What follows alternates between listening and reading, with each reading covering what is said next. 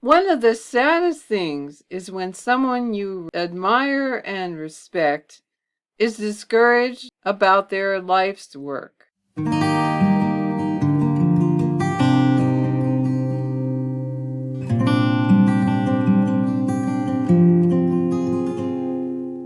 Well, hello and welcome to another episode of You and Me and Multiple Sclerosis. My name is Pam, and I've been living with multiple sclerosis for 38 and a half years. And I think I've mentioned to you that one of the doctors whose work I follow with great interest is Dr. Gavin Giovannoni of the Barts and London School of Medicine in the UK. I also subscribe to his podcast, and just the other day, he had a podcast that was very sad. It was very disheartening. I won't play quite all of it, and of course it's an audio recording, so I'll be putting in some of his graphics and some of my own, just to kind of break it up and give it visual interest. And then we can talk a little bit about whether or not he should be discouraged.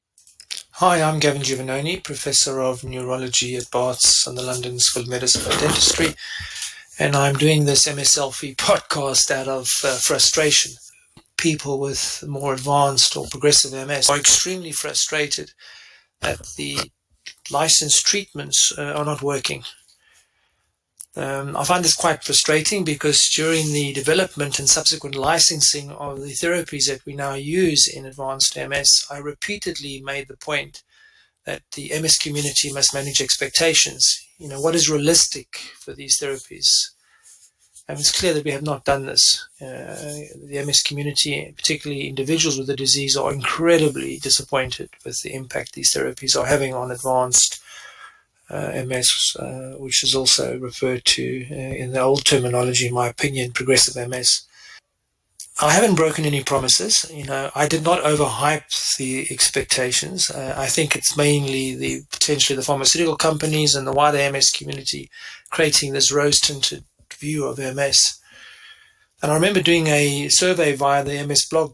This would have been, maybe even 10 years ago, asking people what they expected from a progressive MS therapy.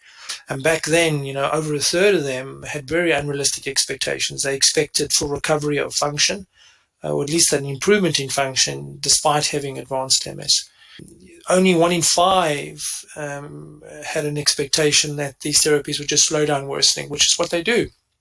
They don't actually flatline or improve function. All they do is slow down the worsening, or the rate of worsening, the slope of the curve, which means when you're on like siponimod, if you've got SPMS, or ocrelizumab, if you've got primary progressive MS, you won't notice these therapies working. You will be still getting worse, and you just have to believe from the trial data that you will be getting worse more slowly. I also think that the recent identification of smoldering associated worsening, so this is in very early MS, even in people who have got asymptomatic disease, what we call radiologically isolated syndrome, or even clinically isolated syndrome, this worsening that occurs despite not having obvious relapses or MRI activity has made this problem even worse. I know this is not good news, identifying smoldering associated worsening, but it's the reality of what multiple sclerosis does. Unless we identify and define smoldering MS, we won't develop what I think the next generation of treatments that are required to tackle the problem.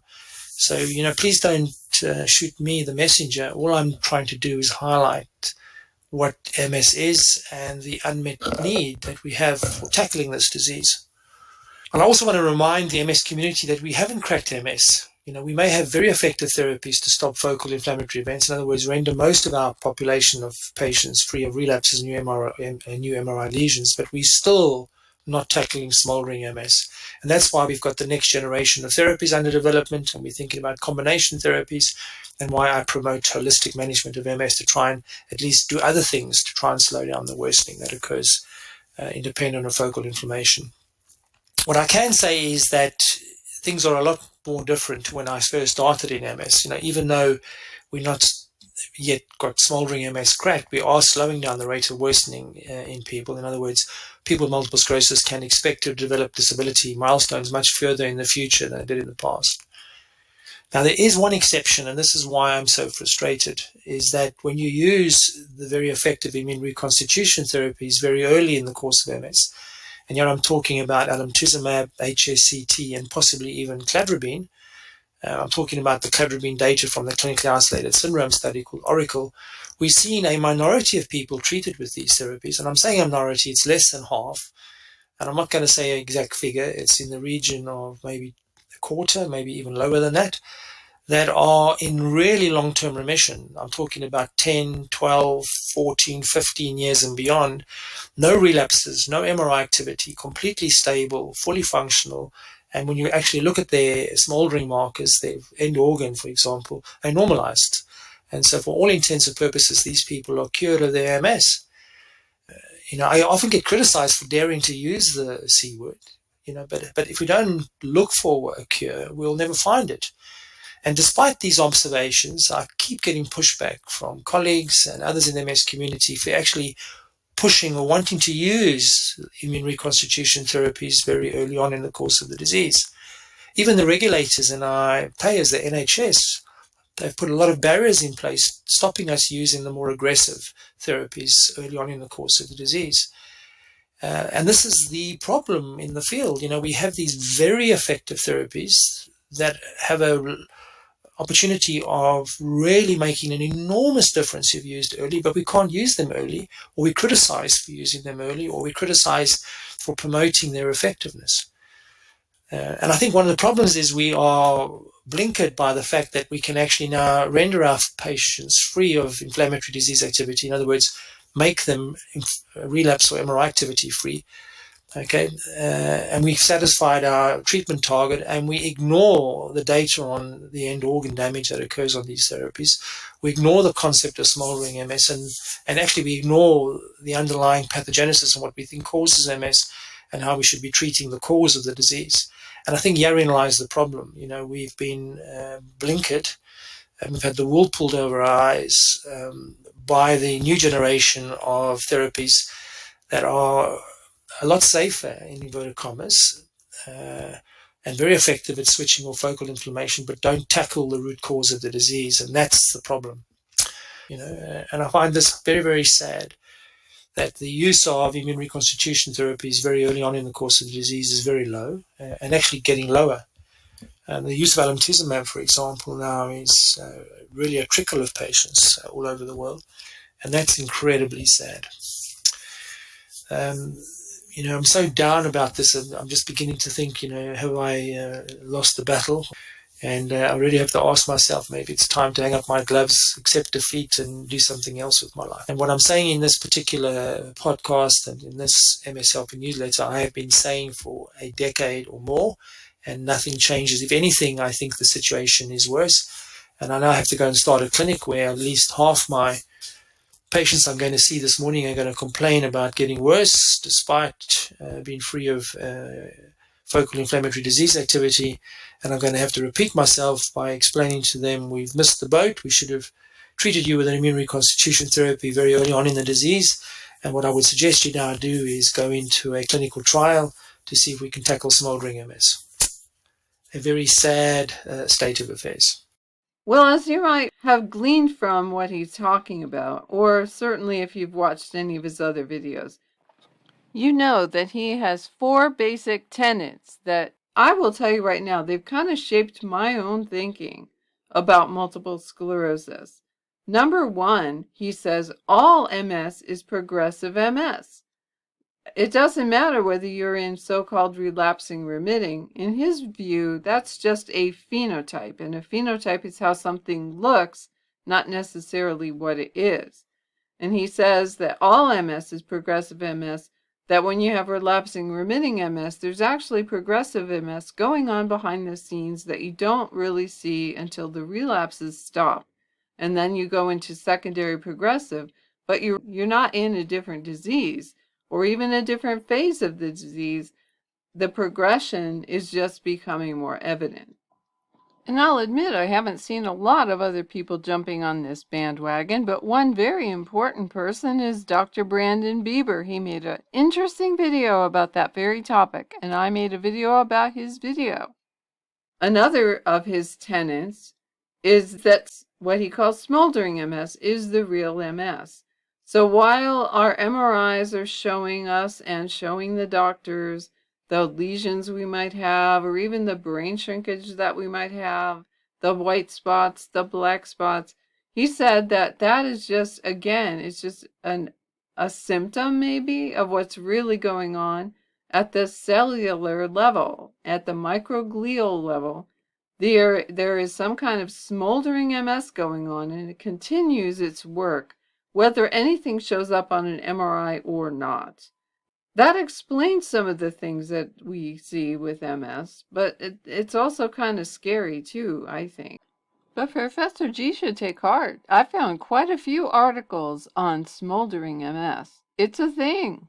Another of his tenets is that Epstein-Barr virus is the cause of MS. He has had a viral hypothesis for quite some time, and he also thinks that certain retroviruses could do the same thing. But he's really focusing lately on Epstein-Barr virus. His view is that if we could come up with a vaccine against Epstein-Barr virus, we could actually get rid of MS. There would be virtually no MS. No one would progress from EBV to MS. And that would be true even if you had the genetic predisposition to have MS. What a wonderful thing that would be. Well, there's an awful lot of videos out there that talk about Epstein-Barr virus and multiple sclerosis. As you can see, if I just start slowly scrolling through here, and I'm going to put a link to the page that I've actually used to generate this set of search results. So you can go out there yourself and look at any of these. But as you can see, there's a lot of attention on the connection between Epstein-Barr virus and multiple sclerosis. And I'm going to scroll just a little faster because this keeps going on and on and on. Occasionally you run into one that doesn't have anything to do with our topic, but most of them are right on the money. And I think that should be pretty encouraging. We've definitely got the attention of the medical community and others on this whole new idea that Epstein-Barr virus causes multiple sclerosis, or to perhaps be more fair, it's a necessary but not sufficient cause of multiple sclerosis, right? So you have to have had Epstein-Barr virus, but that isn't sufficient because not everybody that gets Epstein-Barr goes on to have MS. It's true, right? But as we know, for a long time, the medical community has said that there are two components to multiple sclerosis. One is a genetic predisposition, another is an environmental trigger. And I would assume that the genetic predisposition would be there for folks, and then Epstein-Barr could be the environmental trigger. It makes a lot of sense to me. As you can see, we just keep going and going and going, and there's all kinds of stuff here. It is amazing how much attention is being spent on this right now. Oh, there's one of mine even. Look at that. A lot of folks from the medical profession are weighing in on this, and I have looked at a few of these videos, and most of them are at least guardedly supportive of the idea that MS could be caused by Epstein-Barr virus. I've done another video, as you saw, on the subject where they go into detail about this study that was done involving a lot of folks in the military. So we're talking thousands of people. The sample size is beyond dispute. Yeah, I'm just going and going and going here. Look at this. And I know this is taking some time, but isn't it pretty impressive how many different videos have been made about multiple sclerosis and Epstein-Barr virus? Wow. Yeah, okay, well, I could keep going. I think we'll stop right here, though. And we'll go on and we'll look at something else. We'll look at the published papers and news sites that have talked about studies that identify how Epstein-Barr virus triggers multiple sclerosis, as this first one says. Maybe the leading cause of multiple sclerosis. As a leading cause of multiple sclerosis. There's an article in Nature. There's all kinds of interesting stuff. Harvard has one. The NIH has a publication. Nature again. NCBI, the PubMed has one. PubMed has a bunch, actually, and the NIH has a bunch. There's the BBC, there's Science Daily, Very Well Health, Scientific American, Stat News, Medical News Today, MS Center, Cornell.org. There's one. I haven't actually checked them out before, but that's another site that's looking at this issue. So yes, as you can see, oh, I could even click more results here if you wanted to go on and on and on. The strange connection between mono and MS. Sounds fun, huh? New York Times. Well, there's a highly scientific source for you. But okay, so you're getting the idea, right? That there is an awful lot out there on Epstein-Barr virus and MS. So in that regard, I would like to think that Dr. Giovannoni, that Professor G, would be encouraged by that. And we could just be scrolling here all day, it looks to me. And I guess I won't do that. I will spare you, but I'm going to put the link down below because you can look up this page and you can see all these for yourself. As you can see, Professor G is most frustrated by the MS community's refusal to look at induction, starting hard with the most aggressive therapies instead of starting really slow and working our way up. What does the literature say? Well, just like before, you can see that there are so many articles and videos about multiple sclerosis escalation versus induction therapy. And I don't know that there's as much agreement, but I love the fact that we're having this debate because this is how things move forward. I like how many illustrious folks are weighing in on this very topic, and some of them are coming out strongly in favor of the induction therapy option. I don't think Professor G should feel like he's all alone in the fight. The way I look at it right now, he's got a lot of allies. And maybe I'm just naive, but it seems to me like things are moving in the right direction. The first step is to talk about it and test it. And that's exactly what's happening here. And I will put the link below because I'm not going to keep scrolling and scrolling forever and ever on this. Seemingly, I could very well easily do that.